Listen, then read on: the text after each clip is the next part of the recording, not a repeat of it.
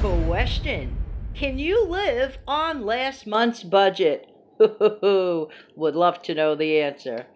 Hi, this is Jan from New York City, and Sunday we're going to talk about a little bit of dollars and a little bit of cents. How's everybody doing today? Hope that you're having a really, really nice Sunday morning, a nice beginning of the week. This is a question that sometimes people think about and sometimes people don't even think about at all, but just curious to know, can you live on last month's income? Here's the thing. If you get to do that, you get a little bit or a lot of bit of peace of mind. So what do I exactly mean by living on last month's income? Okay, here's what you need to do. If you're sick and tired of living paycheck to paycheck, which I heard something like over 227 million Americans do every single day of their life. Yep, that's the statistics, that about 227 million Americans live paycheck to paycheck. Do you know that you have the power to break that cycle? Yeah, even you. Yeah, don't sit there shaking your head. No, you really can do it. And here's the secret to doing it. It's simpler than you think, and it's really not rocket science, okay? The first thing you need to do is sit down with a nice hot cup of tea or coffee, put on some pleasant music, and you need to sit down free of distraction, no kids running around, no phones ringing. Shut that thing off, get away from social media, and sit down and concentrate on your own income. If I ask somebody what their income is, which of course is a nosy question, I wouldn't do that unless they voluntarily told me. But a lot of people do not know their own income. It's almost as if they're afraid to sit down and face the music. I really don't understand that, because knowledge is power. So on this day that you really take the time to face the music, figure it out. What is your monthly income? And in certain situations, some people, their monthly income varies. Everyone does not live on a fixed income month to month. Depending on the jobs, depending on the situation, the income could change. So the first thing you need to do is know your income. The next thing you need to do is get really, really honest and know where your bills are going, your expenses, not just the rent or the mortgage or the light bill or the gas bill. Know your grocery allotment. You have a grocery budget, okay, or spending plan, all right? Sit down and face the music with your cost of entertaining. Now, some people are embarrassed to figure that one out, or they don't even know. They're clueless. They don't even know. Okay, so this is how a lot of people end up in debt and live paycheck to paycheck from the cradle to the grave. Just saying. Just saying. You have to sit down and get familiar with what you have coming in and with what you have going out. And you really have to have a desire to break that habit of paycheck to paycheck, because it is a mindset, okay? When you change your mind, you change your life.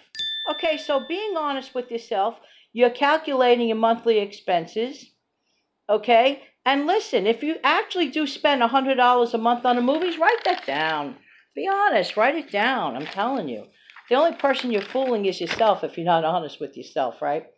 Okay, so let's just say, for argument's sake, that your monthly expenses, with everything included, come to about $3,000. Well, you're saying to yourself, how am I going to get $3,000 to have to spend last month's income? Very, very easily. Every single month, put aside a certain amount of money for X number of months to hit that number. Once you do hit that number, you can begin to live on last month's income. But you have to really want to do it. Now, some people, they include that in their emergency fund. Even though this acts as sort of a buffer plan for an emergency, I like to keep emergency funds separate. So have a minimal emergency fund of $1,000 cash on the side, not including in what I'm discussing about right now. But that's my opinion, and I am not a financial expert by any stretch of the imagination. This is just something that I feel would work, okay? Keep the two situations separately. Because let's say your refrigerator breaks down. You're not going to get a glamorous refrigerator for $1,000 or less, but you're going to get a refrigerator so your food doesn't spoil and you're not putting your stuff out on the street on a cold day. And believe me, I know people that had to do that. That's not a fun thing to do.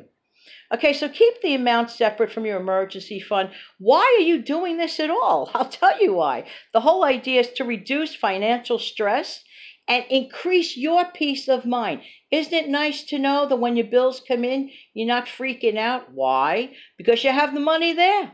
You have the money there. But the most important thing you can do is sit down, face the music, be honest with your expenses, be honest with yourself. Find ways that you could cut down. You're saying to yourself, but how am I going to get that $3,000? Well, try to save $300 a month for 10 months. If you could put aside $300 a month for 10 months, you got your $3,000 buffer. Think about that. It's not as hard as you think. Stop the leaky wallet syndrome, okay? You don't have to go to Starbucks or any, coffee thing. Do that at home. Entertain at home. We tell you these things every single day to ad nauseum. You want to know the truth? Most of you know what to do. You just have to do it. You get to a point of you're sitting here listening to this, but at some point in your life, you have to put it into practice. There are things I had to do to change my behavior in terms of saving. If I didn't modify my behavior with certain things, forget about it. I would not have hit some of the goals that I achieved. And I know that you can do it. So just imagine being able to live off of last month's income and not having to scratch your head every single month, because you will be congratulated for not having to live paycheck to paycheck anymore. All right. Wishing everyone well. You can do it. There are a gazillion videos all over the place on frugal living. I highly recommend that you tune into the channels Sensible Living with Money Mom, Numero Uno, The Frugal Minimalist. I know I mentioned these channels before, and you need to check them because they are very helpful. They're just the tip of the iceberg. There's a plethora of information. Even myself, I made a few videos. At any rate, wishing everybody the best of luck. Thank you so much for listening. I really do appreciate your time. Good luck in this arena. Wishing everyone well. Have a great day.